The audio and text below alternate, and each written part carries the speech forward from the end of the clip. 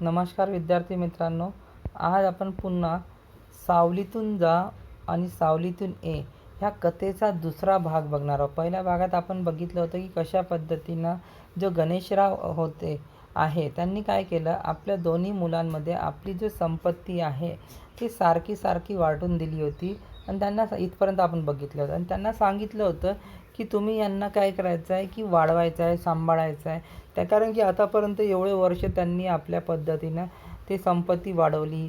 त्याच्यामध्ये तुम्ही बघितलं आहे की त्यांनी अतिशय मेहनत करून, काबाड कष्ट करून ही सगळी संपत्ती गोळा केली होती व त्यांनी आता त्यांची वेळ अशी आली होती की ते आता त्यांच्याकडून आता काम होत नव्हतं आणि त्यांना अवीची खूप चिंता होती. तुम्हाला माहिती आहे, अवी अतिशय आळशी होता, काम नाही करायचा, सकाळी उशिरा उठायचा.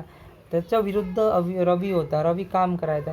म्हणून त्यांना रवीची एवढी चिंता नव्हती, पण त्यांना अवीची चिंता होती. आपण हे पहिल्या भागामध्ये बघितलेलं आहे. तर आता चले आपण पुढं बघूया, ठीक आहे.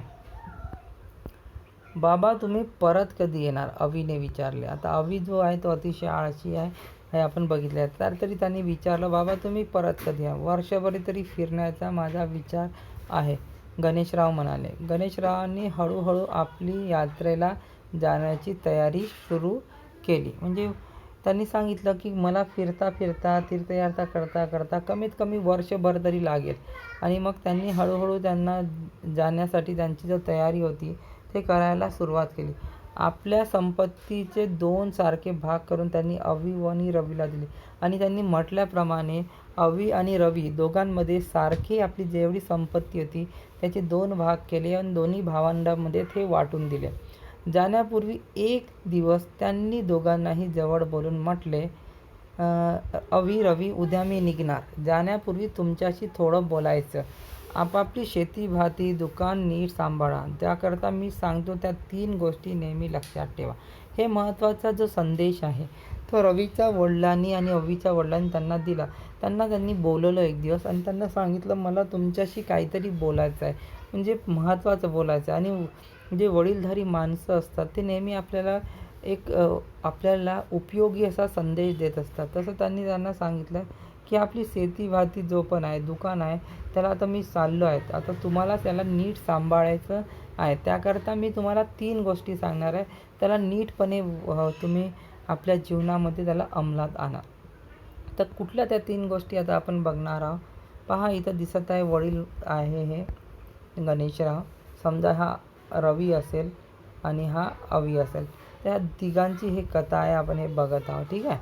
तर कोणत्या हो बाबा, रवीने विचारले. रवी अतिशय उत्सुक असा मुलगा होता. त्यांनी विचारलं, कोणत्या 3 गोष्टी बाबा? गणेशराव म्हणाले, पहिली गोष्ट, रोज सावलीतून कामाला जा आणि सावलीतूनच घरी या.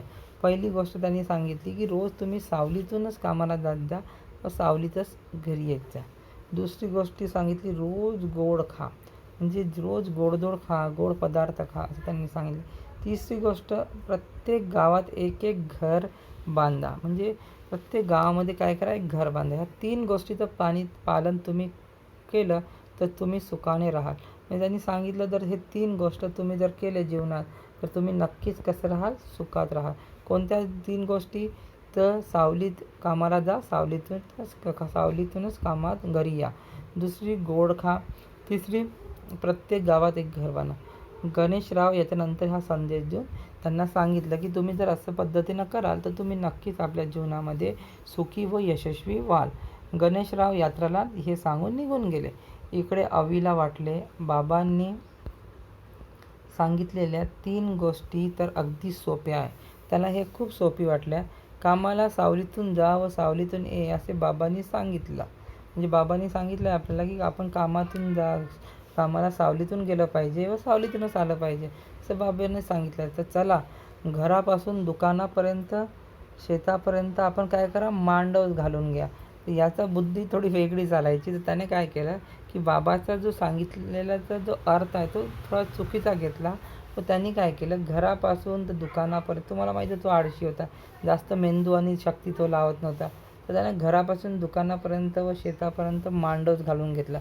त्याच्यामुळे तो सावलीतून ये जा करू शकेल. दुसरं, रोज बाबांनी सांगितल्याप्रमाणे रोज पक्वानाने जेवण करायचं, म्हणजे नवीन नवीन गोडधोड पदार्थ करून खायचा. आणि विविध आजूबाजूच्या गावामध्ये त्यांनी घरं बांधणंही सुरू केलं. हे सगळं त्यांनी केलं आणि काम कुठलंच तो करायचा नाही.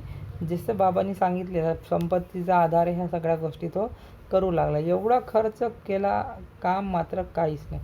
म्हणजे खर्च करायचा जेवढं वडिलांना दिलं त्याच्या वडिलांनी सांगितल्याप्रमाणे ते त्यांनी केलं, पण ते चुकीच्या पद्धतीने केलं आणि त्याच्यामुळे काय झालं की त्याच्यामध्ये त्याचा भरपूर पैसा खर्च झाला आणि परिणामी त्याची संपत्ती झपाट्याने काय झाली, कमी होऊन गेली. म्हणजे आता तो खर्चच करणार आहे, कमवणार काहीच नाही आहे, येण्याचं मार्ग काहीच नाही, फक्त जाण्याचे मार्ग आहे.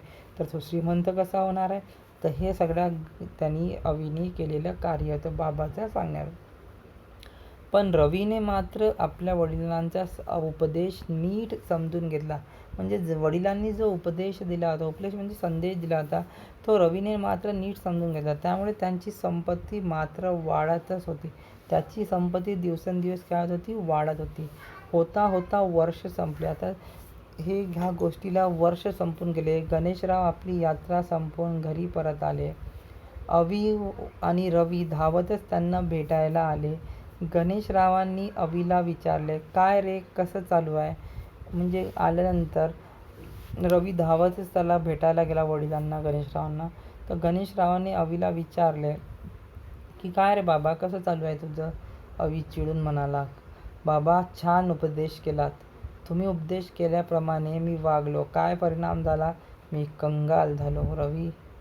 रवी तुझं कसं चाललं आहे? गणेशरावांनी विचारलं. मग म्हणजे रवी खूप चिडला. त्यांनी म्हटलं की तुम्ही जो संदेश दिला तसं तर मी सगळं कार्य केलं, पण मी त्याच्यामुळे काय झालो, कंगाल झालो, मला कुठलाच नफा झाला नाही. मग बाबांनी रवीला विचारलं, तुझं कसं चालू आहे?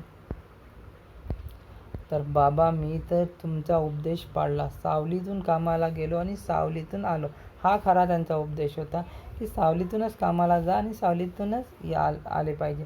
म्हणून सकाळी त्याने काय केलं, लवकर उठायला सुरुवात केली आणि कामाला गेलो. ऊन उतरल्यावर परत आलो. म्हणजे ऊन उतरेपर्यंत त्याने काम केलं आणि नंतर तो परत आला. दिवसभर कष्ट केल्यामुळे रोजची भाजी भाकरी त्याला पक्वानासारखी गोड, म्हणजे पक्वान म्हणजे फक्त गोड पदार्थ खाणे नाही, तर मेहनत केल्यानंतर आपल्याला कुठली पण भाजी, कुठलं पण ताटात वाढलेलं अन्न आपल्याला गोड वाटतं आणि ते मोठ्या आनंदाने त्याने गोड वाटून ते खाल्लं आणि सगळ्याची त्यांनी प्रेमाने वागलं, जसं वडिलांनी सांगितलं.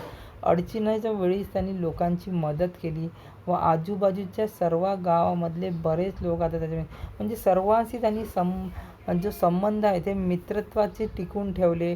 त्यांच्याशी प्रेमाने वागला, अडचणीमध्ये मित्रांची मदत केली. अशा पद्धतीने आजूबाजूच्या गावामध्ये त्याचे भरपूर मित्र होऊन गेले आणि त्यांचं घरी मी आता हक्काने जाऊ शकतो आणि त्यांचं घर माझंच घर झाले.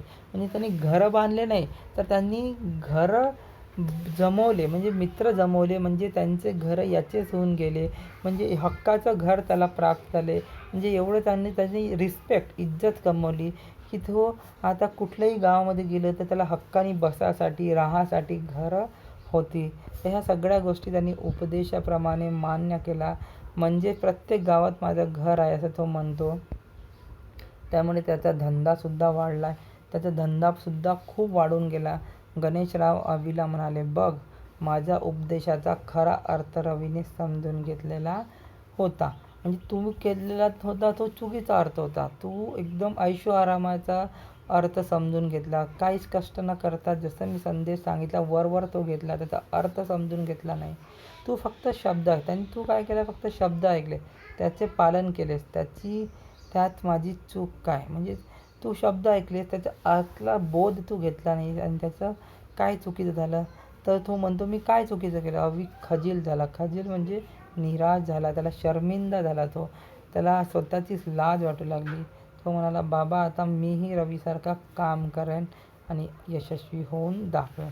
तर आता त्याला समजलं की आपल्याकडून कुठली चूक झाली. सर्वात मोठी चूक म्हणजे आळसी होणे, बाबांनी सांगितलेला संदेश त्यांना नीट समजून न घेणे, या सगळ्या गोष्टी त्यांनी केलेल्या होत्या. पण त्याला तो आता कळला होता आणि त्यांनी म्हटलं की आता मी नीट वागेन, मी आळस सोडून देईल आणि जीवनात तुम्हाला नक्कीच यशस्वी होऊन दाखवेल, असं त्यांनी वचन बाबाला दिलं. ते ऐकून गणेशरावांना सुद्धा खूप आनंद झाला, कारण की प्रत्येक वडिलांना वाटतं की आपला मुलगा आपल्यापेक्षा पुढे जाऊन यशस्वी जास्त यशस्वी झाला पाहिजे, जास्त नाव कमवलं पाहिजे. तर ह्या तो आजच्या पाठाचा कथेचा अर्थ होता. याच्यावर आधारित तुम्हाला स्वाध्याय दिलेला आहे. कथा तुम्ही समजली असेल तर तुम्ही आरामात हा स्वाध्याय समजू शकाल. तर तुम्ही सोडून पहा, नाहीतर आपण नक्कीच याच्यावर चर्चा करूया पुढच्या सत्रामध्ये. ठीक आहे. धन्यवाद.